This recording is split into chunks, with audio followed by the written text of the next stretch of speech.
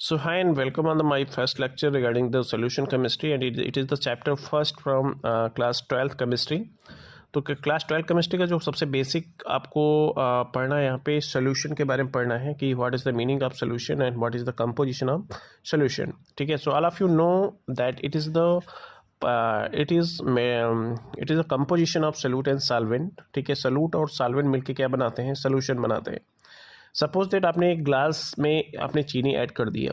ठीक है, तो चीनी आपका एक्ट एज अ सोल्यूट, जो आपका वाटर है कैसा बिहेव कर रहा है यहाँ पे, solvent.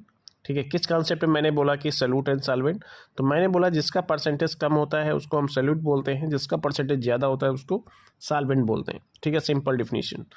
Solute and solvent means आपने वाटर में क्या ऐड कर रहे हो, आप चीनी ऐड कर रहे हो. ठीक है, तो दोनों चीनी क्या है, जब आप ऐड कर दोगे तो चीनी अपना आइडेंटिटी क्या करेगा, लूज करेगा.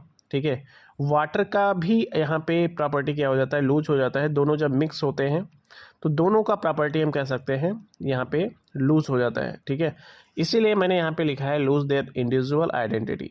ठीक है, so when solute and solvent mix together they lose their individual identity and they form the mixture and this is called solution. Solution जब भी क्योंकि यहाँ पे क्या है, सोल्यूट एंड सॉल्वेंट जब मिक्स होते हैं तो आपका जो मिक्सचर बनता है it is the homogeneous. Homo means होता है सेम, जीनस मीन्स होता है फेज. अगर फेज सेम है तो उसको क्या बोलेंगे, होमोजीनियस. ठीक है, तो इसमें सोल्यूशन में अगर हम बात करते हैं कि मोर देन 2 सब्सटेंस हो सकते हैं. ठीक है, आपने वाटर में ऐड कर दिया, चीनी भी ऐड कर दिया, साल्ट भी ऐड कर दिया, बट बनेगा तो सोल्यूशन ही. ठीक है, तो it is the composition of 2 और मोर सब्सटेंसेस. ठीक है, पहली लाइन मैंने यहाँ पे नोट की.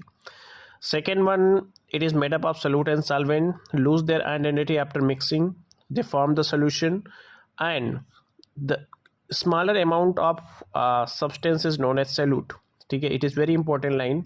Smaller amount of solute is smaller amount of substance is known as solute, larger amount of substance is known as solvent. ठीक, क्वेश्चन आया हुआ है यहाँ पे, मैंने क्वेश्चन लिख दिया है यहाँ पे 20% ethanol. What is the meaning of 20% ethanol? 20% ethanol meaning क्या है, 20% यहाँ पे क्या है आपका एथेनॉल है एंड रिमेनिंग 80% क्या है यहाँ पे वाटर है.